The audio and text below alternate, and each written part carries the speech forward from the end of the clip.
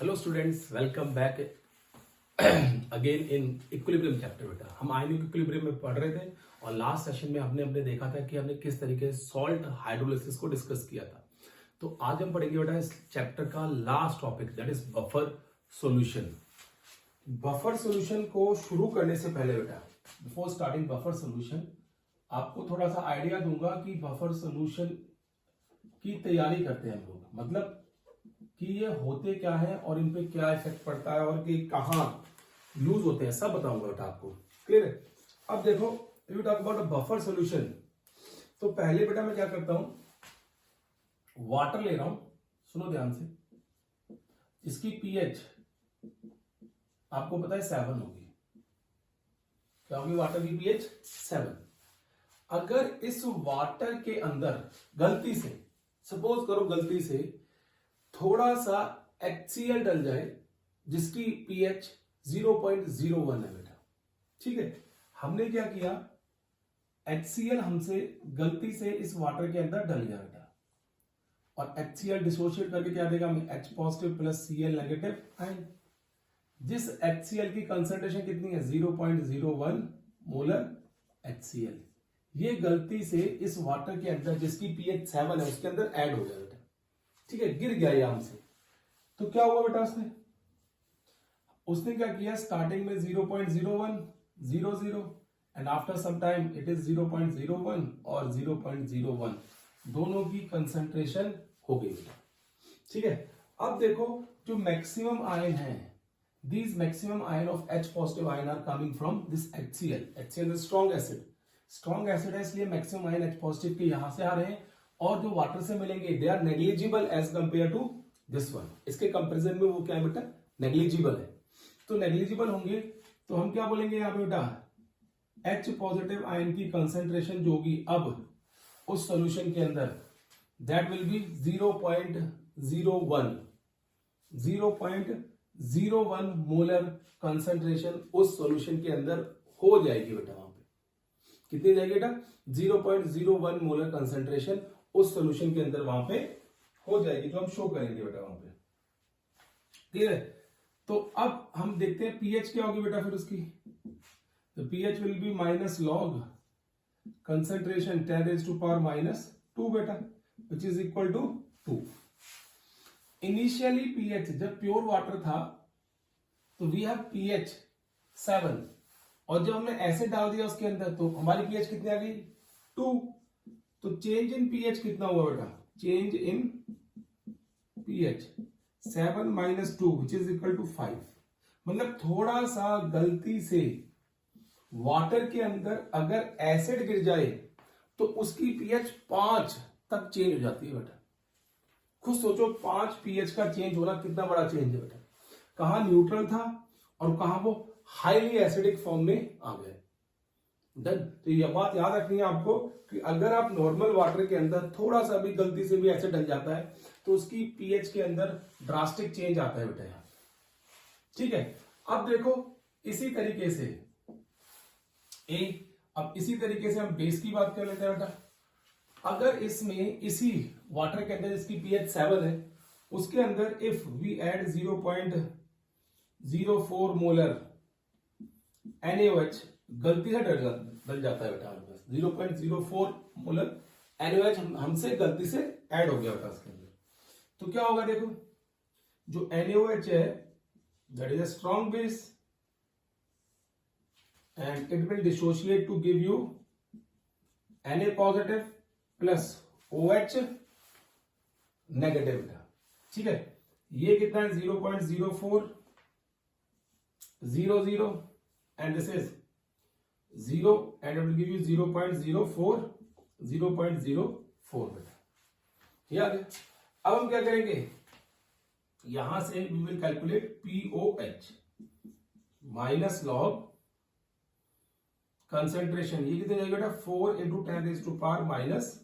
10⁻⁻²। इसको मैं सॉल्व करूंगा तो I will get minus log 4 कितना होता है बेटा, 0.6020 प्लस 2। लॉग 4 कितना है, 0.6020 और प्लस क्या आ गया बेटा यहाँ पे 2 आ गया। अब यहाँ पे 0.6020 इसमें से माइनस करोगे तो आपको अप्रोक्सीमेटली मिल जाएगा बेटा ये 1 वैसे देखो एग्जैक्टली माइनस करोगे तो कुछ ऐसा आएगा 0.6020 0 8 9 3.1 जाएगा 1.3980। ये हमारे पास POH आ गई बेटा। अब इसकी pH निकालेंगे तो कैसे निकालेंगे pH plus POH is equal to 14, तो pH is equal to 14 minus 1.39 1.398 है बेटा। मैं इसको अप्रोक्सीमेटली क्या लिख रहा हूं 1.40 ताकि जो कैलकुलेशन है थोड़ी सी इजी हो जाए बेटा। 1.40 आ गया। अब आपको 14 में से 1.40 माइनस करना है 0 0 10 में से 4 गए 6 3 में से 2 1 तो pH हमारे पास आ गई 12.60। कितनी आ गई pH बेटा 12.60। डन। तो ये आ गया। अब चेंज इन pH कितनी आई देखो, change in pH that is 12.60 minus 7 तो it will be 7 5 12 5.60 change in pH। देखो थोड़ा सा गलती से किसी भी सॉल्यूशन के अंदर अगर एसिड या बेस ऐड हो रहा है वाटर के अंदर तो उनकी pH में ड्रास्टिक चेंज आ रहा है 5 तक 5.60 तक 5 पॉइंट तक क्या हो रही है बेटा pH चेंज हो रही है। ठीक है, अब यही चीज हमने आगे देखनी है। ये मैंने क्या किया, मैंने तैयारी की है बफर सॉल्यूशन के लिए।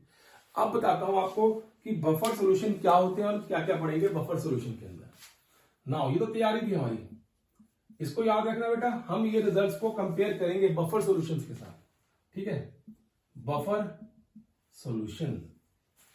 ठीक है, हम बफर सॉल्यूशन की बात करें तो हम यहां पे कहते हैं बेटा are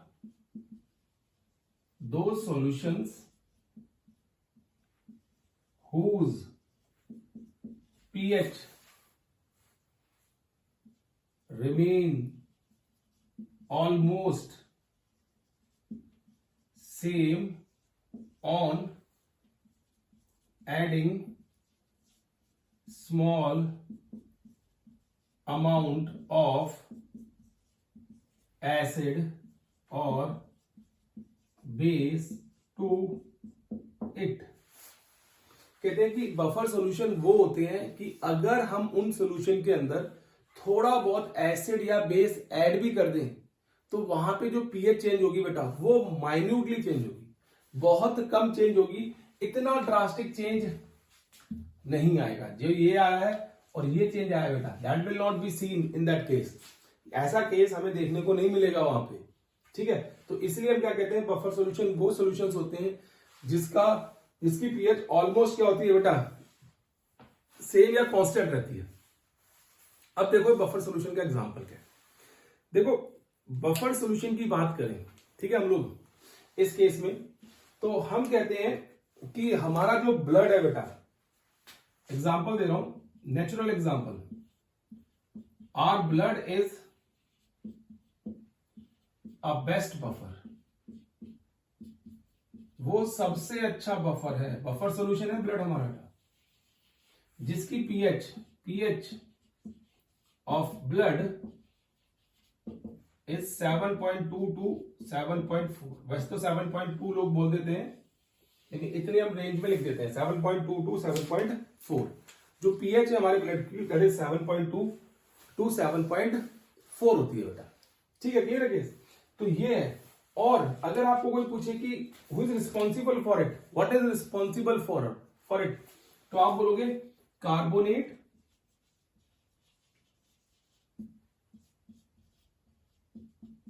and bicarbonate ions are responsible for constant pH, और constant pH of blood. Blood की कांस्टेंट पीएच के लिए carbonate and bicarbonate ion responsible होते हैं। ब्लड में कार्बोनिक एसिड होता है H2CO3, तो there is equilibrium between carbonate and bicarbonate ion. जब भी पीएच बढ़ती है या कम होती है तो वो उसको मेंटेन कर देते हैं और बहुत स्लाइटली चेंज आता है बेटा। क्लियर है? क्योंकि देखो, आप जो कोल्ड ड्रिंक पीते हो, आप जो लाइम देख रहे हो बेटा, आपकी जो बॉडी के अंदर HCl प्रेजेंट है, उस HCl की पीएच 2 होती है, और जो आप लाइम खाते हो, नींबू खाते हो बेटा, उसकी पीएच 3 होती है। कोल्ड ड्रिंक देखते हो बेटा, उसकी पीएच भी 3 to 4 होती है, 4 to 5 होती है बेटा। लेकिन आपके जो ब्लड की पीएच है दैट रिमेन कांस्टेंट। क्लियर है? वो क्यों कांस्टेंट रहती है? बिकॉज आपके ब्लड के अंदर carbonate and bicarbonate ion present है, and these ions are responsible for maintaining the constant pH of your blood. ठीक है बेटा, तो वो केस आता है। अब हम यहां पे बात करते हैं बेटा कि टाइप्स ऑफ बफर सॉल्यूशन क्या होते हैं। हम बात करेंगे types of buffer solution. Types of buffer solutions. Buffer solution किस किस टाइप के होते हैं बेटा? तो there are 2 types of buffer solution. 2 types of buffer solution. 1 acidic buffer, B basic buffer. ये 2 तरह के बफर सॉल्यूशन हमें मिलते हैं बेटा। The first one is known as acidic buffer and the second one is known as basic buffer बेटा। हमें क्या मिलते हैं? बेसिक बफर मिलते हैं। ठीक है, अब इन दोनों की बात करते हैं, एसिडिक बफर की और बेसिक बफर की बेटा। ठीक है, अब हम देखो एसिडिक बफर और बेसिक बफर की बात करें यहां पे, तो सबसे पहले क्या करते हैं, एसिडिक बफर क्या होता है? Will talk about acidic buffer. तो अगर आपसे कोई पूछे एसिडिक बफर क्या होता है, तो आप कहोगे it's a solution of weak acid and it's salt with strong base. Weak acid and its salt with strong base is the example of acidic buffer बेटा। अब वीक एसिड का एग्जांपल लू मैं यहाँ पे CH3COOH, ये वीक एसिड है, plus it's salt with strong base CH3COONA, ये सॉल्ट विद स्ट्रॉन्ग बेस है। तो ये जो एग्जांपल दिया बेटा, दोनों का एग्जांपल, दोनों कंबाइंड फॉर्म में एग्जांपल होंगे किसके? एसिडिक बफर की। ये एग्जांपल है बेटा, एग्जांपल ऑफ एसिडिक बफर।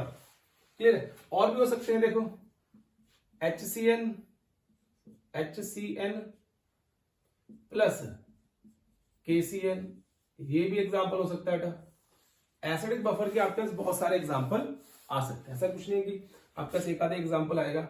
आप लिख सकते हो बेटा जैसे COOH प्लस COONA, ये भी बेटा किसका एग्जांपल है? एसिडिक बफर का।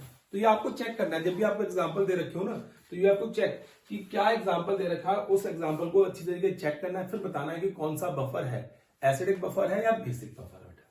ठीक है, एसिडिक बफर के अंदर हमेशा याद रखना कि वीक एसिड होगा, बेसिक बफर के अंदर वीक बेस होगा। क्लियर है? चलो, अब इसके लिए एसिडिक बफर के लिए हम हेंडरसन इक्वेशन ड्रॉ करते हैं बेटा, ड्राइव करते हैं कि क्या होगा। इसके लिए पहले आप ये नोट करो, फिर मैं आगे कंटिन्यू करता हूं टेस्ट।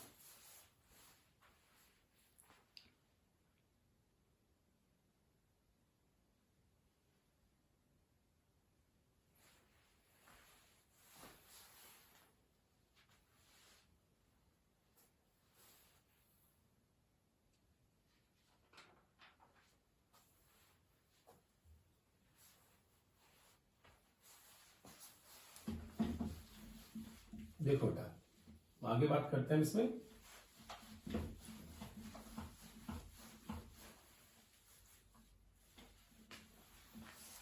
बफर सॉल्यूशन के लिए, एसिडिक बफर के लिए हम इक्वेशन ड्राइव करते हैं, क्या होती है, और बहुत इंपॉर्टेंट इक्वेशन है, that is very very important equation.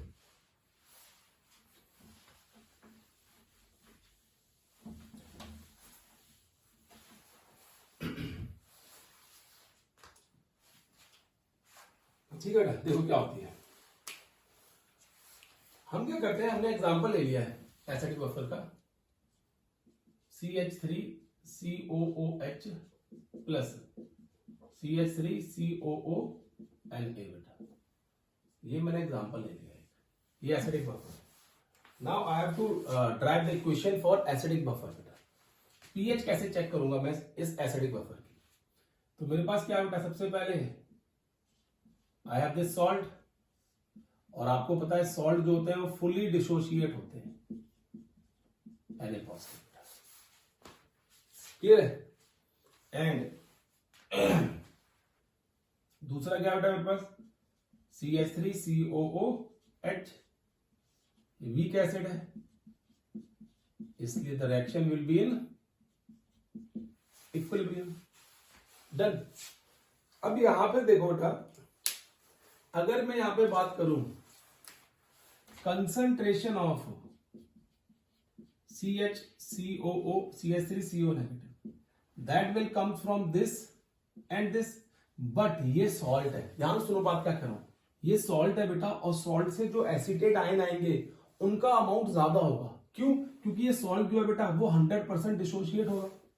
अब ये वीक एसिड है, यहां से जो एसिटेट आयन आएंगे बेटा उनकी कंसंट्रेशन इतनी ज्यादा नहीं होगी, क्योंकि ये रिवर्सिबल रिएक्शन भी फॉलो कर रहा है, क्योंकि ये रिवर्सिबल रिएक्शन भी फॉलो करता है। और जनरली क्या होता है बेटा, इसकी फॉरवर्ड रिएक्शन के कंपैरिजन में रिवर्सिबल रिएक्शन ज्यादा तेज होती है, इसलिए इसके कंपैरिजन में जो ये कंसंट्रेशन होगी दैट विल बी नेग्लिजिबल। तो हम ये कह देंगे कि जो कंसंट्रेशन है एसिटेट आयन की, that is directly comes from salt, वो सॉल्ट से आ रही है। वो कंसंट्रेशन किससे आ रही है बेटा? सॉल्ट से आ रही है। Done. And concentration of CH3COOH बेटा, दैट इज फ्रॉम एसिड। अब देखो सॉल्ट के पास तो ये CH3COH है ही नहीं, किसके पास है? एसिड के पास है। तो ये वाली जो कंसंट्रेशन है बेटा वो कहां से आ रही है? वो एसिड से आ रही है। एक कंसंट्रेशन ऑफ सॉल्ट, बड़े बहुत इंपॉर्टेंट पॉइंट है, याद रखना कि सॉल्ट प्लस एसिड आता है कि दोनों से कंसंट्रेशन आ रही है, लेकिन आप क्या लिखोगे कि जो एसिड से मिल रही है कंसंट्रेशन दैट इज नेग्लिजिबल। ये नेग्लिजिबल है बेटा, ठीक है, नेग्लिजिबल। इसलिए हम क्या कर देते हैं, that is equivalent to concentration of salt only, concentration of salt के बराबर कर देते हैं बेटा। क्लियर है केस? अब देखो इसका मतलब क्या है कि अगर ये केस आ गया हमारे पास, तो हम यहाँ डिसोसिएशन कांस्टेंट ऑफ एसिड लगा देंगे, दैट इज Ka। K की वैल्यू क्या आएगी बेटा? यहाँ पे concentration of CH3CO negative in the solution, H positive ion upon concentration of acetic acid.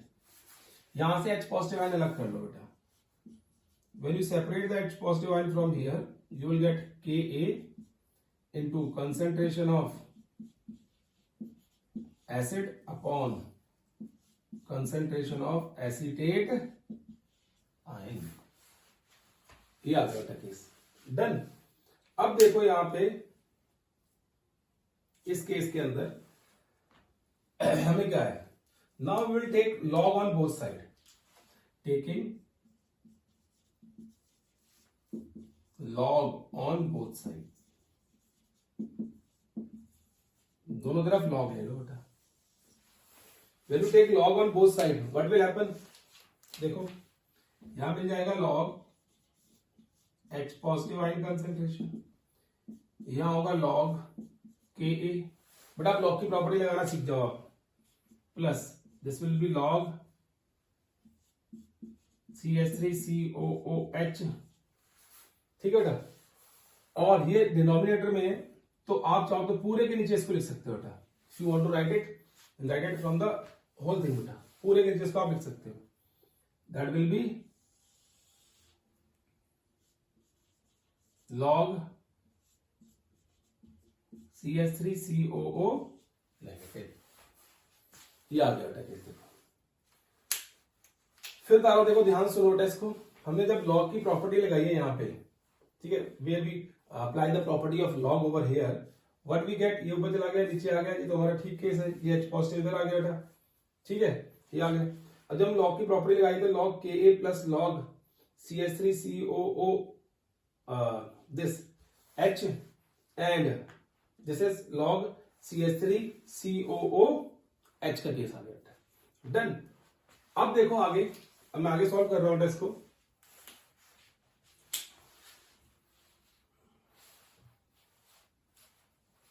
देखो मैं इसको रब करूं थोड़ा सा, बोर्ड यूज करना है अभी।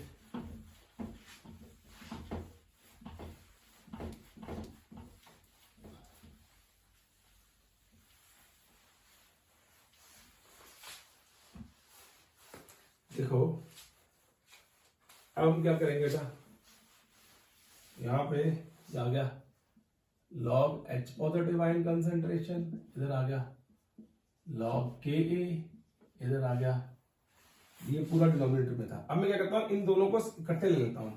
बात वही है, मैं ऊपर जाके इसको माइनस करूंगा, उसके साथ आप इसको ऐसे लिख सकते हो log upon concentration of acetate, ऐसे लिख सकते हैं। मैं इसको ऊपर आके माइनस करूंगा बेटा, इन दोनों के लॉग कॉमन कर लिया मैंने, उस तरीके से लिख लिया उसको। ठीक है, लॉग की प्रॉपर्टी है। अब टेकिंग मल्टीप्लाई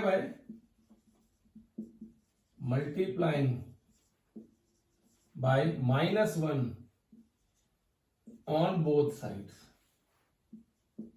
दोनों तरफ -1 से मल्टीप्लाई करो, so you will get minus log concentration of H positive ion minus Ka minus log, whatever मैं कर रहा हूं, that will be CH3COOH upon CH3COO negative. ठीक है बेटा, ये आ गया। अब देखो ये आ गया माइनस लॉग का मतलब क्या होता है, minus log concentration of H positive ion that is equal to pH, minus log Ka क्या होगा बेटा, that will be equal to pKa, minus log concentration of acetic acid upon concentration of acetate ion बेटा। Clear है। अब देखो मुझे इस minus को प्लस करना है, तो I can write like this, log, इसको ऊपर कर दूंगा, इसको नीचे कर दूंगा, कंसेंट्रेशन ऑफ एसिटेट आयन और concentration of this acetic acid. तो मेरे पास इक्वेशन क्या बन गई, pH is equal to pK plus log concentration of salt upon concentration of acid, and this equation is known as Henderson's equation. क्या बोलते हैं इस इक्वेशन को हम लोग, Henderson's equation, Henderson's equation for acidic buffer. Acidic buffer के लिए ये हेंडरसन्स इक्वेशन है बेटा। क्लियर है केस। तो अगर आपको कोई पूछे हेंडरसन्स इक्वेशन क्या होती है, तो pH is equal to pK plus log salt upon acid. अब किसी भी बफर सॉल्यूशन के लिए उसकी पीएच मैक्सिमम कब होगी, ठीक है, मैक्सिमम पीएच कब आएगी बेटा यहां पे, that will be when pK is equal to pH और log salt upon acid is equal to 0। Apply करो बेटा यहां पर रूल, तो ये आ जाएगा salt upon acid is equal to 1। इसका मतलब कंसेंट्रेशन ऑफ सॉल्ट और एसिड बराबर होगी, तो उस केस के अंदर हमें पीएच क्या मिलेगी बेटा, मैक्सिमम मिलेगी किसी भी बफर सॉल्यूशन की। क्लियर है केस। क्या होगा, पीएच मैक्सिमम होगी जब सॉल्ट और कंसेंट्रेशन बराबर आएगी एसिड की बेटा। क्लियर है केस। तो ये नोट करो बेटा जल्दी से।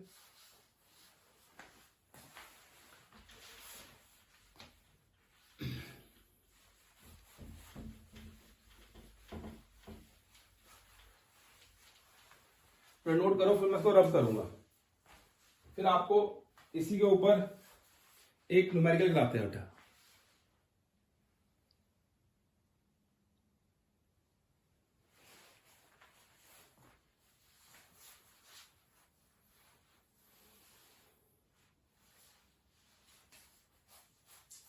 देखो बेटा,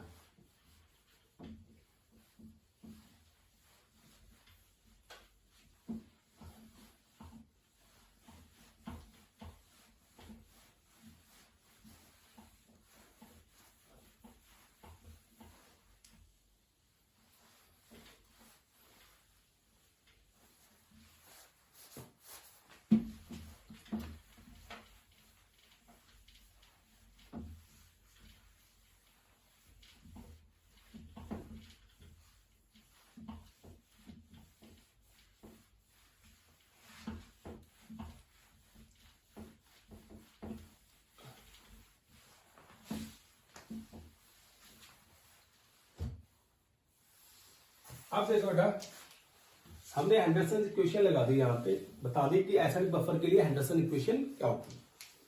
अब हम बात करते हैं इसी केस के अंदर कि अगर गलती से एसिड बफर के अंदर दो चीज याद रख लो, if H positive ions are added इन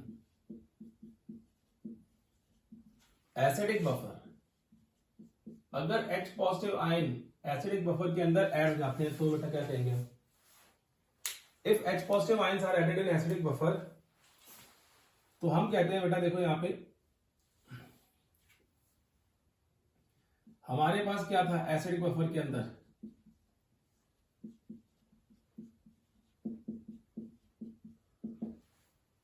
ये था, और वी हैव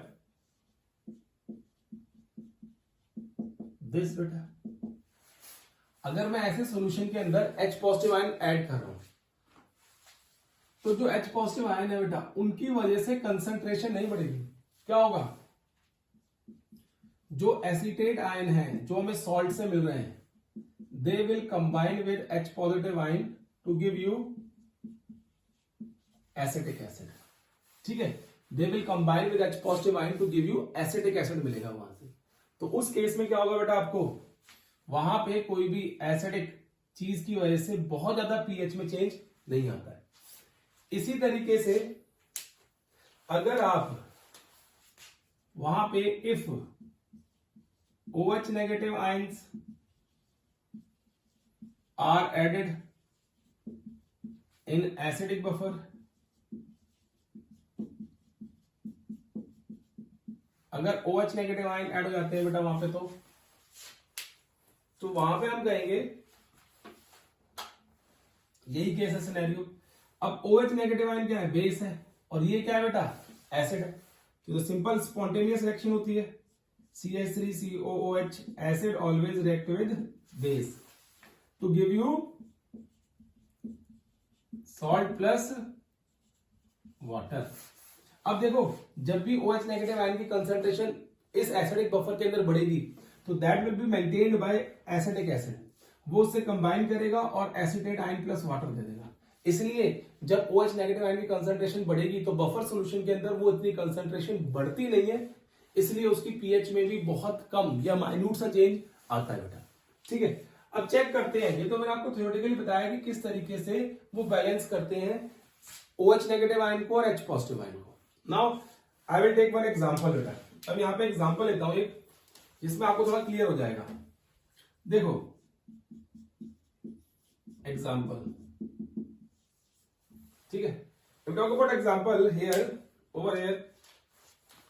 तो मेरे पास क्या है देखो, सुनो, 0.1 मोलर एसिटिक एसिड है प्लस 0.2 मोलर सोडियम एसिडेट है इन 5 लीटर सॉल्यूशन के अंदर। ठीक है, इसमें मुझे Ka दे रखी है बेटा एसिटिक एसिड की,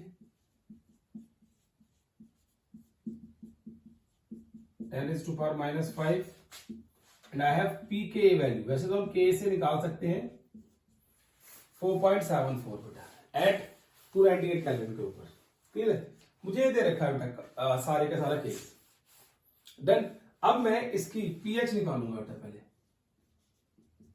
पीएच क्या होगी इसकी सॉल्यूशन की, तो पीएच कैलकुलेट करने के लिए आई विल अप्लाई क्योंकि ये क्या है बेटा, बफर सोल्यूशन है। देखो ये दोनों मिक्सिंग में हैं, तो क्या है, बफर सोल्यूशन। तो बफर सोल्यूशन के लिए पीएच निकालने के लिए हम क्या करते हैं बेटा, हेंडरसन्स इक्वेशन लगाएंगे। कौन सी इक्वेशन लगाएंगे, Henderson's. PH is equal to pKa plus log concentration of salt upon concentration of acid. This equation is applicable over here. Done. अब लगाओ इस इक्वेशन को बेटा, किस तरीके से अप्लाई करेंगे हम इस इक्वेशन को। पीएच तो हमें कैलकुलेट करनी है, पी के की वैल्यू में दे रखी है 4.74, ठीक है बेटा, plus log concentration of salt हमें दिया हुआ बेटा 0.2 मोल। कितने पानी के अंदर है बेटा, 5 लीटर। कहां गया 5 लीटर, तो divide by 5। Concentration of acid 0.1 divide by 5 बेटा, ये आ गया। अब 5 से 5 क्या हो जाएगा, दैट विल बी कैंसल्ड। तो we are left with 4.74 plus log 2/1, ठीक है बेटा। तो 4.74 प्लस लॉग 2 कितना होता है, 0.3010। अब इसमें ऐड कर दो बेटा 0.3010।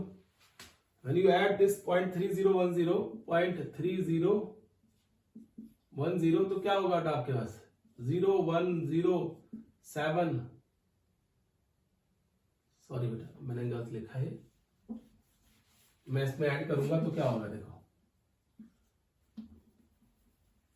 ये ऐड करेंगे ना इसमें, तो ये आ जाएगा, पीछे आएगा 0 1 0 7 3 10, ये आएगा ना, सॉरी ये आएगा 4 4 7 10.5।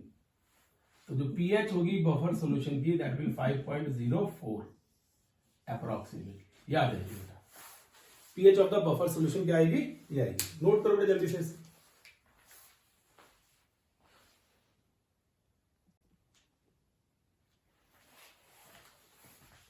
देखो बेटा हमने क्या किया था, पीएच कैलकुलेट कर ली थी बफर सॉल्यूशन की एंड दैट वाज अराउंड 5.04, इतनी आई थी बेटा। अब हम चेक करते हैं कि अगर इसमें इस बफर सॉल्यूशन के अंदर गलती से अगर हमारे पास से एसिड गिर जाए तो उसकी पीएच के ऊपर क्या फर्क पड़ेगा। जैसे वाटर में एसिड गिर गया था ना बेटा, तो उसकी पीएच पे ड्रास्टिकली चेंज आ रहा था, जब हमने स्टार्टिंग में एग्जांपल की थी उसकी। और अगर इस बफर सॉल्यूशन के अंदर पीएच मतलब एसिड गिर जाए थोड़ा सा तो क्या होगा, तो चेक करते हैं। if 0.635 gram of HCl is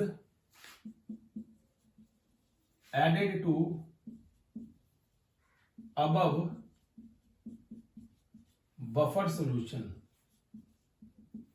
अगर ऊपर वाले बफर सॉल्यूशन में इतना हम एसिड ऐड कर दें तो क्या होगा, देखो बेटा फिर अगर हम इतना एसिड ऐड करते हैं इसमें व्हाट विल हैपन, पहले कंसंट्रेशन निकाल लो, मोलैरिटी ऑफ HCl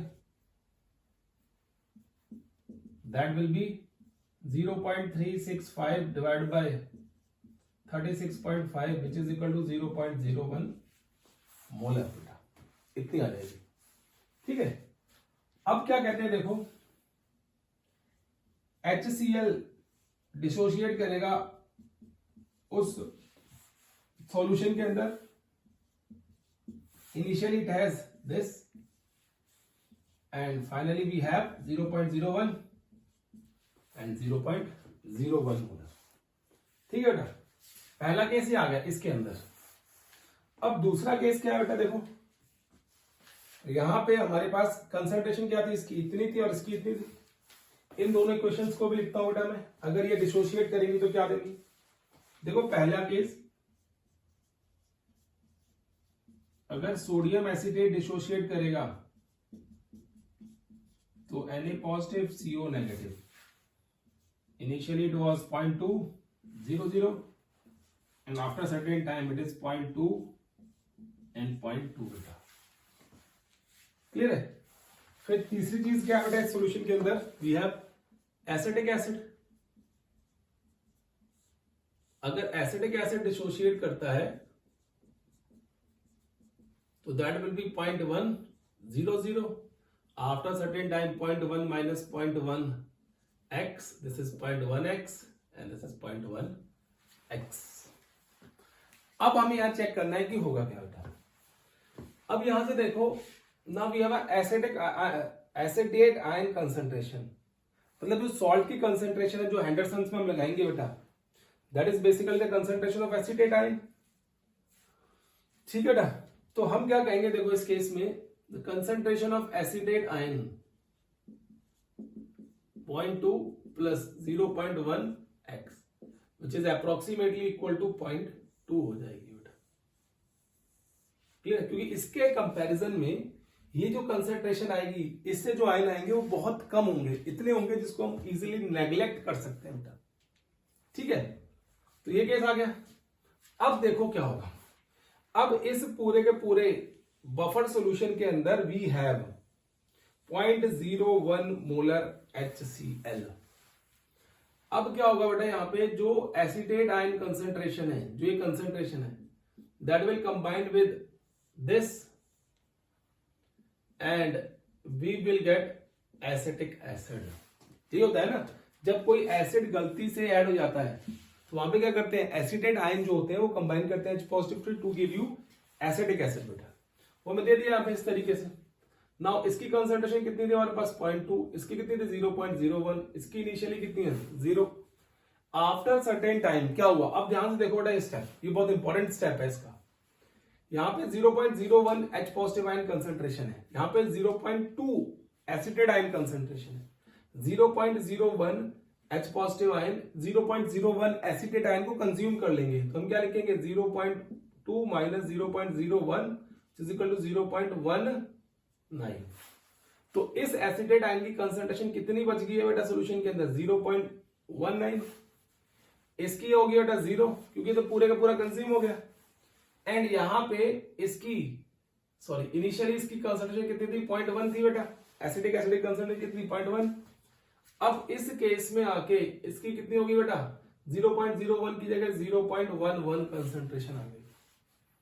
मतलब ये हुआ, थोड़ा सा एसिड ऐड करने के बाद ये हुआ कि concentration of salt which is responsible for acid which the ion responsible for that will be acetate ion, that is 0.19, and concentration of acetic acid, that is 0.11 beta, 0.11। तो ये दो चीजें आपको पता होनी चाहिए। ठीक है, क्लियर है, केस नहीं वाला।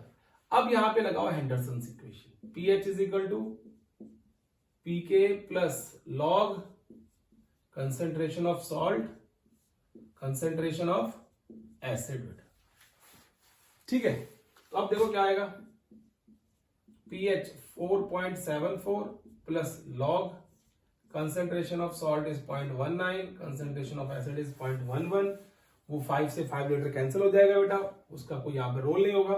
हमने लिखा था कि वॉल्यूम के इंडिपेंडेंट होती है हेंडरसन इक्वेशन, वॉल्यूम की क्या होती है बेटा, इंडिपेंडेंट होती है, क्योंकि वो कैंसिल हो जाते हैं बेटा। डन, तो ये आगे केस। अब इसको पूरे को सॉल्व करेंगे बेटा, मैं आपको डायरेक्टली बता रहा हूं, pH इज इक्वल टू 4.98 के करीब आएगा। देखो, जब हम बफर सॉल्यूशन के अंदर कुछ नहीं मिला रहे थे बेटा, तो उसकी pH 5.04 थी।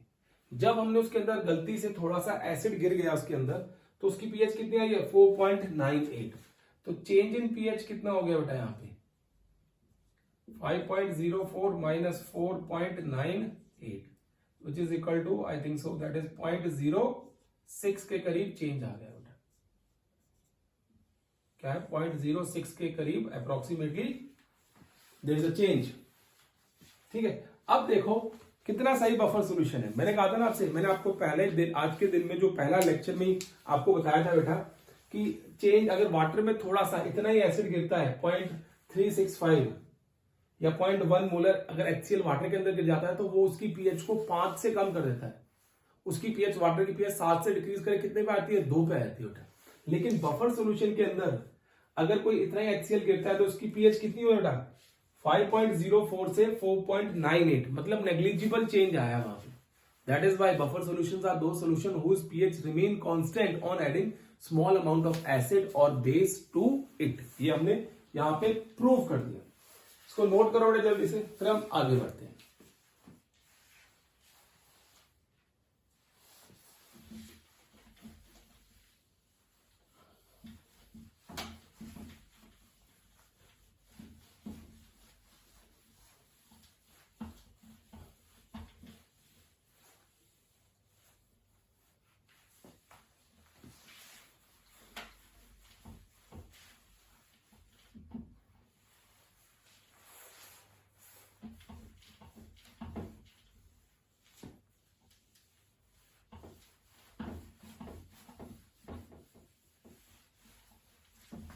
देखो बेटा, now talk about basic buffer. अब हम बात करेंगे किसकी बेटा, बेसिक बफर की। बेसिक बफर, बेसिक बफर क्या होता है देखो,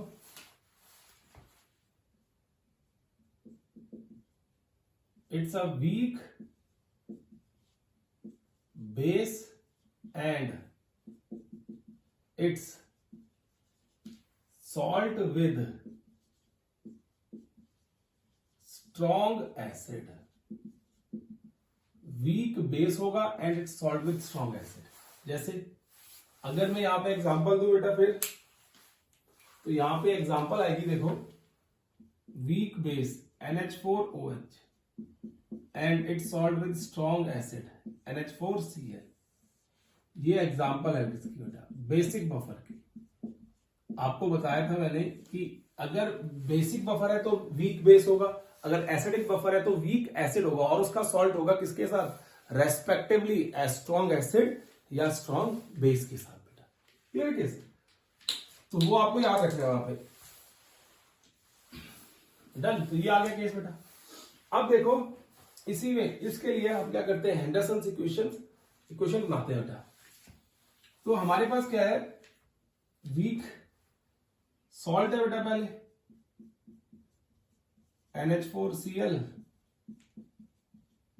NH4 positive Cl negative, and then we have weak base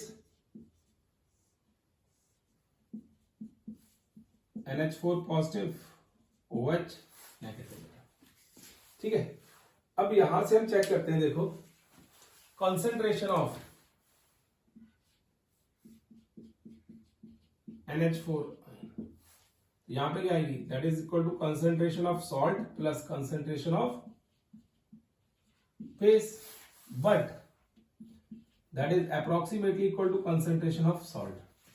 base से जो NH4 पॉजिटिव आयन आएंगे बेटा, उनका अमाउंट इतनी कंसंट्रेशन इतनी कम होगी as compare to this one, कि हम उसको नेग्लेक्ट कर सकते हैं। इसलिए NH4 पॉजिटिव आयन की जो कंसंट्रेशन आएगी mainly that is from acid, sorry that is from salt, salt से आएगी, बिकॉज ये 100% डिसोसिएशन होंगे और इनका 100% डिसोसिएशन नहीं होगा बेटा। क्लियर है केस, तो वो केस आ गया सॉल्ट प्लस बेस का case is equal to salt आ गया बेटा। अब देखो हम यहां पे बात करें, इस तरीके से बात करें बेटा, सॉल्ट हो गया, बेस हो गया, तो हमने उसको शो कर दिया वहां पे। अब हम कहते हैं बेटा यहां पे इस केस के अंदर क्या कहेंगे हम, देखो that is equal to salt. अब हम सॉल्ट की बात कर रहे हैं, कंसंट्रेशन ऑफ बेस, तो ये बेस से ही आएगी बेटा, OH नेगेटिव आयन की कंसंट्रेशन वहीं से आएगी। ठीक है, अब क्या करेंगे बेटा, यहां पे Kb value will be applicable, dissociation constant for base, that will be equal to NH4 positive OH negative upon NH4 OH बेटा। ये केस आ गया, क्लियर है। अब क्या करो, यहां से OH नेगेटिव को सेपरेट कर लो,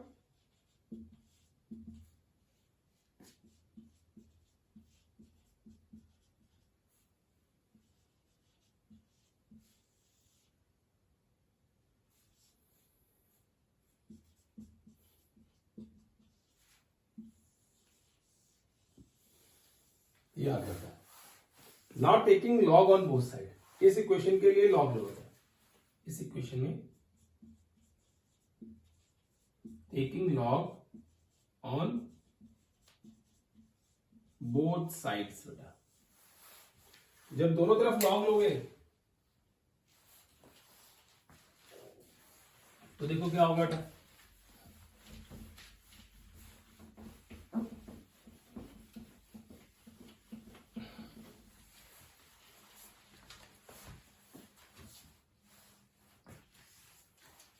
take log on both sides, you will get OH negative ion concentration is equal to, मैं डायरेक्टली लिख रहा हूं बेटा log Kb plus log concentration of NH4 और concentration of NH4 OH बेटा। ठीक है, मैंने मैनेज कर दिया। अब इसको क्या करते हैं बेटा, यहां पे माइनस लगा, ठीक है। अब क्या करेंगे, मल्टीप्लाई बाय माइनस, तो ये आ जाएगा POH। चलो मैं कर देता हूं माइनस से ताकि आपको याद रहे, multiplying by 1 on both sides. ठीक है बेटा, तो ये क्या बनेगा, that will become log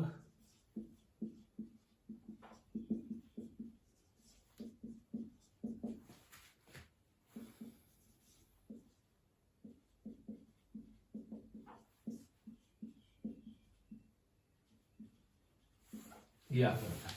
ठीक है, अब ये आ गया POH PKB प्लस log concentration of salt upon concentration of base. ठीक है, तो इसको हम बोलते हैं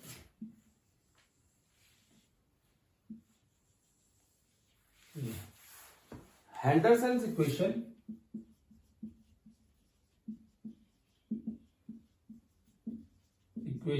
for basic buffer. Basic buffer के लिए हेंडरसन इक्वेशन क्या होती है उसकी बात करते हैं हम लोग। क्लियर क्या बेटा, इसको बोलते हैं Henderson equation for basic buffer. Clear है। अब देखो इसी केस में बेटा, ठीक है, अगर आपसे कोई पूछे मैक्सिमम पीओएच कब आएगी इसकी, तो वही आ जाएगा केस मैक्सिमम पीओएच।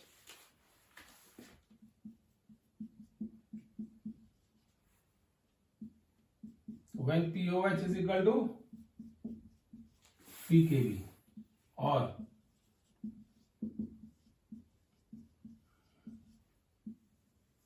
इस केस पे यू विल गेट दिस। इस केस पे आपको क्या मिलेगा बेटा, इस तरीके से ये मिल जाता है। Clear case. अब नोट करो जल्दी से, फिर एक एग्जांपल चेक करते हैं इसका क्या होता है। ठीक है, नोट करो।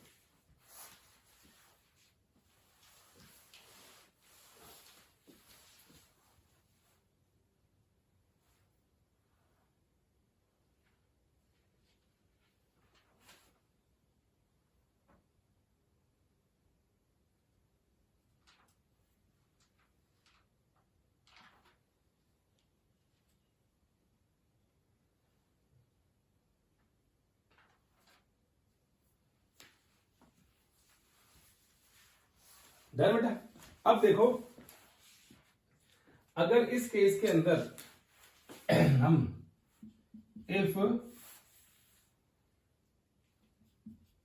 H positive ions are added in basic buffer तो क्या होगा बेटा, तो उस केस में क्या करेंगे, देखो H पॉजिटिव आयन ऐड करो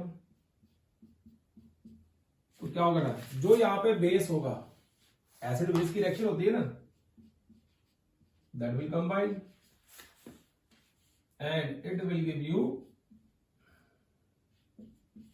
H2O प्लस NH4 पॉजिटिव। तो ये H पॉजिटिव आयन को ये बेस क्या कर लेगा बेटा, कंज्यूम कर लेगा और उसकी वजह से वहां पे पीएच या पीओएच बढ़ने का चांस नहीं मिलेगा, और बढ़ेगी भी तो कितनी मिलेगी, थोड़ी बहुत बढ़ेगी। If OH negative ions are added, तो उसमें क्या होता है, OH negative ions combine with ammoniated ion, they will give you base NH4OH। इस तरीके से मिलता है। मतलब अगर बेसिक स्ट्रेंथ बढ़ना शुरू हो जाएगी वहां पे, तो व्हाट विल हैपन, वो इस तरीके से कंबाइन करके आपको मिल जाता है और उसको रिड्यूस कर देगा उसमें बेटा। ठीक है, क्लियर है। अब देखो बेटा, इसमें दो टॉपिक बचे हैं अभी इस चैप्टर में। जो पहला टॉपिक है that is principle of buffer solution.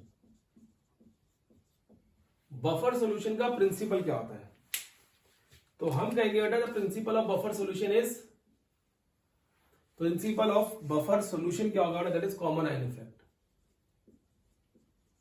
Common ion effect, that will be common ion effect. Principle of buffer solution is what, that is common ion effect है बेटा। ठीक है, अब common ion effect का मतलब यही है, देखो जब भी आप एसिड है बेस, देखो यहाँ पे ये वीक बेस है और उसी का सॉल्ट विद स्ट्रॉन्ग एसिड है, तो यहाँ पे अमोनिएटेड आयन कॉमन है ना। दैट इज वाई अगर आपसे कोई पूछे कि प्रिंसिपल ऑफ बफर सॉल्यूशन क्या होता है, बफर सॉल्यूशन किस प्रिंसिपल पे फंक्शन करते हैं, that is common ion effect. Common ion effect पे ये प्रिंसिपल करते हैं, मतलब ये एक्ट करते हैं। एक और आता है इसको बोलते हैं बफर कैपेसिटी। क्या होता है बफर कैपेसिटी, तो इसके लिए डेफिनेशन होती है जो वो होती है number of moles of H positive और OH negative ions are added in buffer solution so as its pH is changed by unity, ताकि उसकी pH कितनी चेंज हो जाए बेटा, यूनिटी से चेंज हो जाए। तो हम ऐसे भी देखते हैं बेटा इसको, buffer capacity is equal to number of H positive और OH नेगेटिव आयन और चेंज इन पीएच कितनी आ गई, तो उसको हम बोलते हैं बफर कैपेसिटी, कि कितने number of moles of H positive और OH नेगेटिव आयन ऐड करें ताकि उसकी पीएच कितनी चेंज हो जाए बेटा, 1 से चेंज हो जाए। That is known as buffer capacity of the solution बेटा। ठीक है, तो इसके साथ ही बेटा देखो ये चैप्टर पूरे का पूरा खत्म हो गया। थोड़ा बहुत अगर कोई टॉपिक बचा हो तो प्लीज लेट मी नो, मैं आपको वो भी फिनिश करा दूँ। So till then, take care and bye bye beta.